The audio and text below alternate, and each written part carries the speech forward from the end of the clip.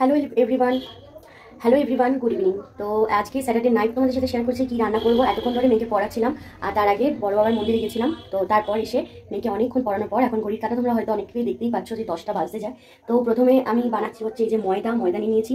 এর মধ্যে দেখো ময়ন টয়ন সমস্ত কিন্তু দিয়ে দিয়েছি আর একটু দিয়েছি হচ্ছে টক দই দিয়ে এটাকে ভালো করে মাখবো। আর ইলেকট্রিক কেটেলে গরম জল করে নিয়েছি, গরম জল দিয়ে ভালো করে মেখে খানিকক্ষণ রেখে দেবো। আর ততক্ষণ আমি রান্না করবো হচ্ছে আলুর দম, নিরামিষ আলুর দম। তো তার জন্য আলু একদম প্রেশার কুকারে সিটি মেরে রাখা রয়েছে। আর কালকে রান্না করবো সকালের টিফিন, তার জন্য এই আলু চচ্চড়ি আলু কেটে রাখা রয়েছে। বুঝতেই পারছো তার মানে কি হবে, ওই কালকে রাত্রে যদি ইচ্ছা হয় লুচি নাহলে পরোটা টিফিনে। আর এদিকে প্রচুর বাসন পড়ে যেগুলোকে মেজে উদ্ধার করতে হবে। এতক্ষণ ধরে আমার পড়ানোর পর খুব জোর খিদে পেয়ে গেছিলো, তাই আমি খেলাম হচ্ছে ইপি। আর মেয়ে তো ম্যাগি খেয়েই ড্রয়িং ক্লাস থেকে আসার পর ম্যাগি খেয়েছে।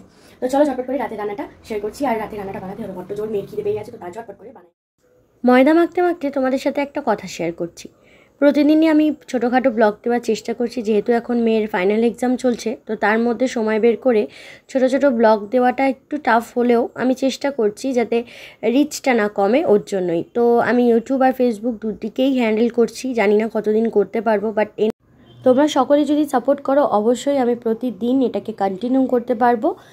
আর প্লিজ তোমাদের সাপোর্ট কিন্তু এটাতে অনেকটাই দরকার। তো যাই হোক, আটা ময়দা মাখতে আমার ভীষণ গায়ে জ্বর আসে, কিন্তু অগত্যা আমাকে এই সময় করতেই হচ্ছে যেহেতু মা নেই।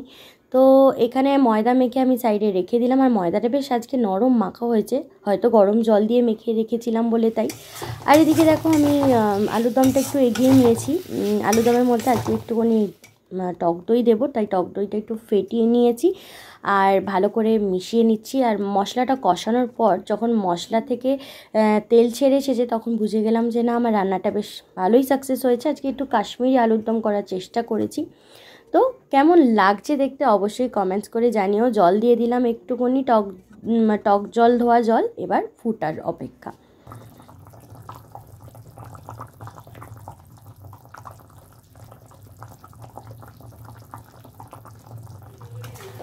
আলুটা যেহেতু সেদ্ধ করা ছিল তাই আর বেশি ঘাঁটাঘাঁটি করব না, হালকা একটু ঝোল রাখতেই হবে লুচি দিয়ে খাওয়ার জন্য।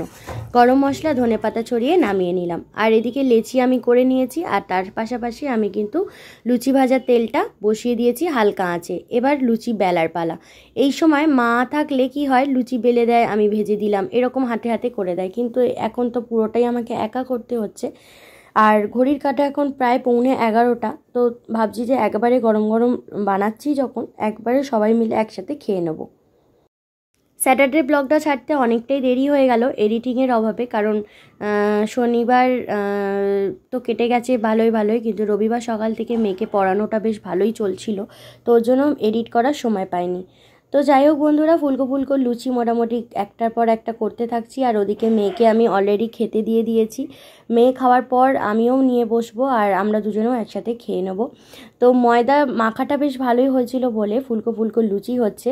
আর আমার মা দেখে এটা বেশ আনন্দই পাবে, কারণ মায়ের হাতে ফুলকো লুচি সাথে আমার তৈরি করা লুচির কোনো তফাৎটা সে বোঝাই যায়। তো যাই হোক, এটা হচ্ছে আমাদের আজকের লাঞ্চ মেনু। প্লেটিংটা কেমন হয়েছে অবশ্যই কমেন্টস করে কিন্তু জানিও। তো একবারে রান্না যখন করেছি দুজনকে বসিয়ে দিয়েছি খেতে। মামাম টিভি দেখতে দেখতে খাচ্ছে, আর ওদিকে মামামের পাপাকেও আমি দিয়ে দিয়েছি। দুজনেই ভালোই রিভিউ দিয়েছে, ভালো হয়েছে, তো অবশ্যই হয়তো ভালোই হয়েছে। তো চলো এবার ওদের খাওয়া শেষ হয়ে গেলে তারপর আমিও লুচিটা ভেজে নিজে খেয়ে নেবো, ব্যাস আর কি। তো যাদের জন্য রান্না করা তারা যদি ভালো রিভিউ দেয় তো বেশ ভালোই লাগে, তাই না? তো চলো এবার আমিও ডিনার করবো। তো আজকে ব্লগটা এখানে শেষ করলাম। কেমন লাগলো আজকে গোটা দিন দুভাগে দিলাম, তো অবশ্যই কমেন্টস করে জানিও। ভালো লাগলে প্লিজ আমার পেজটাকে ফলো করে দিও, আর ইউটিউব চ্যানেল থেকে দেখলে অবশ্যই চ্যানেলটাকে সাবস্ক্রাইব করে দিও। তো টাটা সবাইকে, কাল দেখা হচ্ছে সানডে স্পেশাল ব্লগের সাথে। তো thanks for watching, good night.